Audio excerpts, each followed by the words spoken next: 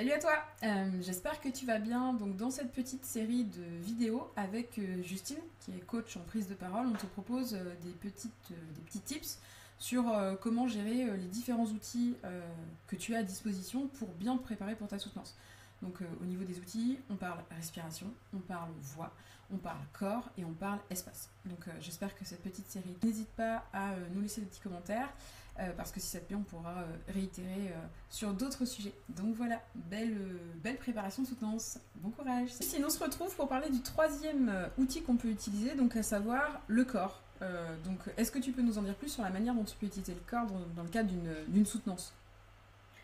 Déjà, de fait, il a déjà été mobilisé par la respiration et par la voix. En fait, le corps, c'est un peu la base de tout ça.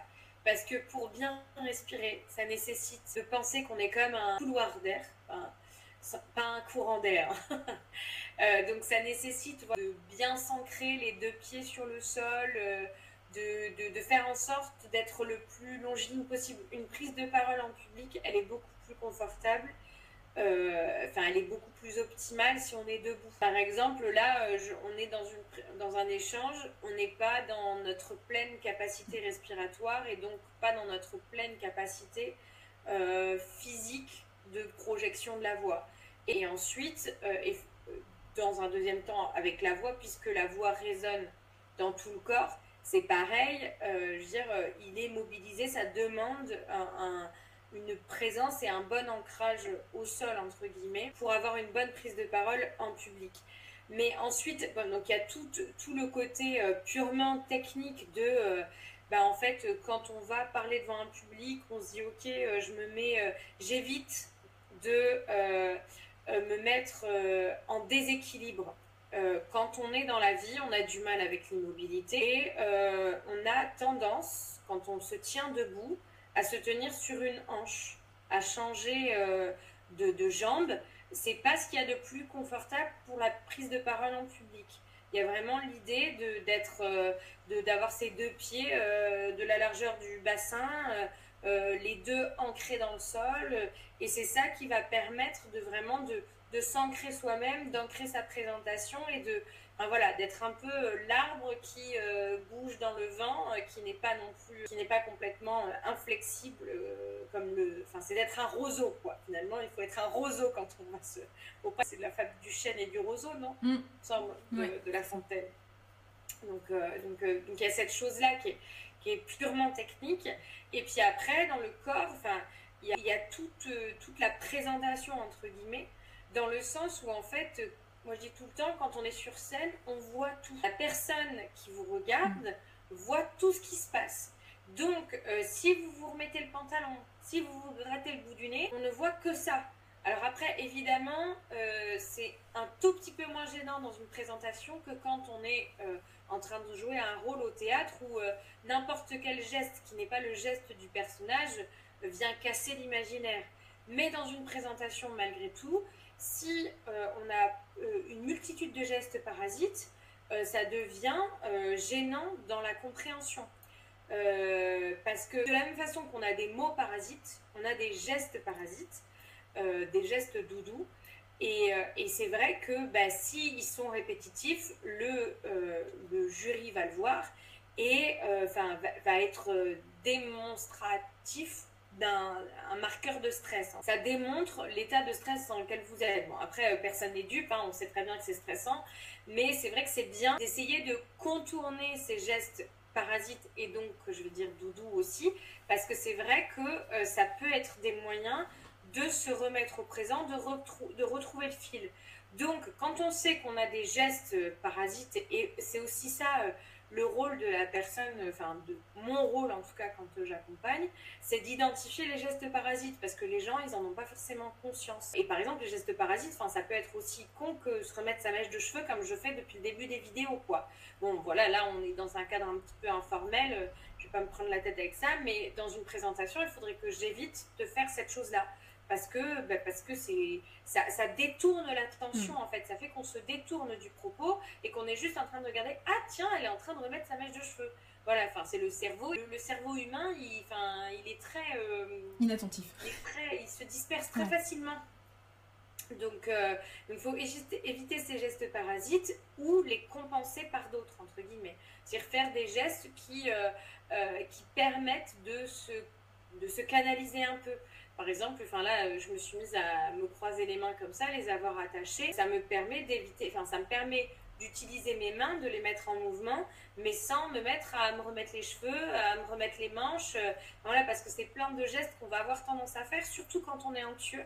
C'est un des signaux d'anxiété, en fait, quand on se touche beaucoup.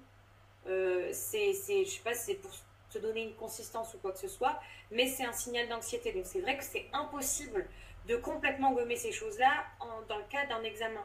Mais par contre, de le remplacer par quelque chose qui est moins visible et qui peut être tout aussi rassurant, de se prendre les mains, ou de parler avec ses mains pour en plus rendre le discours un petit peu plus vivant, ça permet de canaliser en fait cette notion parasite et d'avoir un peu son geste de réconfort pendant la présentation. Ok, d'accord. Et on est d'accord qu'on s'adapte aussi à sa personnalité, c'est-à-dire que si on a tendance à être plutôt immobile, on reste plutôt immobile parce qu'il y a des gens qui ont tendance à beaucoup se déplacer et tout, et d'autres beaucoup moins. Et comment est-ce qu'on sait finalement, dans le cadre de la présentation, la posture qu'on doit adopter pendant l'oral? Alors, l'idée, c'est de partir de soi-même. Enfin, je veux dire, déjà, l'examen en tant que tel, c'est suffisamment exigeant et ça nous met suffisamment au défi. L'idée, c'est de s'améliorer, mais c'est de partir de soi. Après, moi, quand je suis dans l'accompagnement, justement, pour déverrouiller quelqu'un qui aura tendance à être bloqué, je vais l'obliger à bouger dans l'espace. Enfin, je vais faire des exercices, mais qui ne seront pas à appliquer pendant l'examen, mais en tout cas des exercices pour libérer la personne. Alors qu'au contraire, si j'ai quelqu'un qui va avoir tendance à se disperser dans son corps et ou dans l'espace, je vais avoir tendance à lui faire des choses qui le limitent, l'obliger à l'immobilité afin d'améliorer en fait sa prise de parole. Mais ça, c'est un exercice pour, encore une fois, je reviens à l'idée de la mémoire corporelle, qui fait que derrière, quand on est dans l'examen, c'est toutes les choses qu'on a intégrées inconsciemment et qui vont ressurgir au moment de la présentation. Et à un moment donné, si on est quelqu'un qui a tendance à beaucoup bouger, on va avoir la mémoire de l'exercice qu'on a fait, la mémoire du retour qui nous a été fait, et on va se canaliser un petit peu. On ne va pas arrêter de bouger, mais on va moins bouger de façon à ce que ce soit moins dispersant pour le jury. De la même façon, quelqu'un qui va avoir tendance à être très rigide et très immobile, le fait de s'être entraîné à être en mouvement va avoir intégré, cette personne va avoir intégré une gestuelle qui rend son discours plus vivant et donc plus intelligible. Ok, très bien. Et on fait comment avec son support si on a des notes? Parce qu'en général, on vient quand même avec des notes. Donc on est d'accord que dans un monde idéal, il faut pouvoir s'en détacher. Mais c'est quoi tes conseils par rapport à ça? Les conseils, c'est que, et là ça amène un peu à l'espace, c'est de toujours se souvenir que la présentation, on l'a fait à quelqu'un. Et si ce quelqu'un-là, il n'est pas inclus, ça ne peut pas fonctionner. Donc ça veut dire que si il y a un écran littéral ou imaginaire entre la personne qui présente et la personne à qui elle présente, il y a une perte de transmission qui se fait en fait. Le support, il est là. L'idéal, c'est de pouvoir s'en détacher au maximum. Mais voilà, il y a des gens que ça va rassurer d'avoir leurs notes dans les mains. Ça ne veut pas dire qu'elles vont les regarder, mais de les avoir à portée de main pour se retrouver si jamais, ou pour avoir le référentiel de « ah, j'en suis là », c'est bien. C'est bien, c'est-à-dire que c'est faut pas faire à l'encontre de soi-même. Mais on ne peut pas être avec ses notes comme ça pendant tout du long. Parce que là, on ne transmet pas au jury qui est face à nous. Ou alors, quand on est en train de présenter, son support, si c'est sur un support informatique, on n'est pas le nez sur son écran, quoi. Faut mettre en scène l'espace au maximum, de façon à pas être obligé d'être le nez sur son écran. Ok, mais donc toi ça te choque pas si finalement avec son corps on a par exemple ses notes dans une main mais qu'on les regarde pas, parce que c'est possible d'avoir ses notes dans la main pendant toute une présentation, de pas les regarder, mais ça permet justement de savoir de quoi faire de ses mains, parce que moi je sais que parfois quand je suis en présentation, enfin, quand ça m'arrivait d'être en présentation, je savais pas quoi faire de mes mains. Et du coup, moi c'était mon côté un peu doudou en fait. C'est bon, elles sont là, au pire, je peux les regarder, je peux jeter un œil dessus. Oui. Ouais, c'est pas. Non, c'est pas gênant. Enfin, je veux dire, encore une fois, il faut faire. Enfin, faut pas se rajouter des contraintes qui servent à rien en fait. Enfin, ton jury, il s'en fout si tu as tes notes dans ta main ou pas, ou si tu les as sur le bureau, ou si tu les as dans ton sac. Point absolu, je pense pas que ce soit quelque chose de rédhibitoire pour faire que tu aies une bonne note à ton examen, quoi. Mais par contre, si toi, c'est quelque chose qui te rassure parce que bah, tu as ta ligne conductrice et tu sais que tu as ta bouée de sauvetage à proximité si tu en as besoin, bah, elles sont dans ta main. Et ça peut aussi servir à faire les pauses. Enfin, je veux dire, d'aller y jeter un coup d'œil, de vérifier qu'on n'a rien oublié et tout ça. Il faut vraiment garder en tête que c'est nous, enfin c'est la personne qui présente qui est le chef d'orchestre. Moi, c'est ce que je dis tout le temps au théâtre.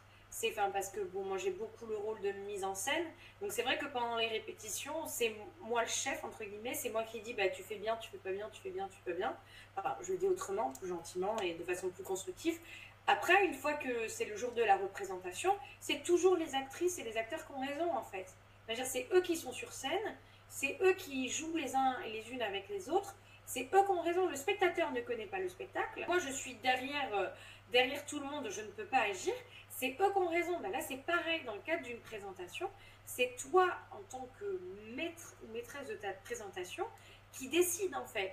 Et je veux dire, ton jury, il ne sait pas que tu n'étais pas censé dire ça à ce moment-là en fait.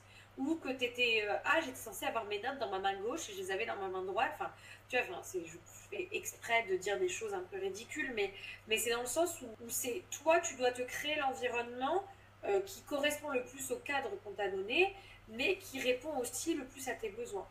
Ok, super. Donc ça fait une super transition avec le dernier outil où on va justement parler de cette mise en scène de l'espace dans le cadre de la soutenance. Cette vidéo est terminée, donc j'espère qu'elle t'a plu. N'hésite pas à regarder les autres petites vidéos de la séquence qui sont dispo et qui normalement s'affichent sur ton écran au moment où je parle. Retravailler tous les outils dont tu disposes pour ta soutenance. Bon courage pour ta préparation.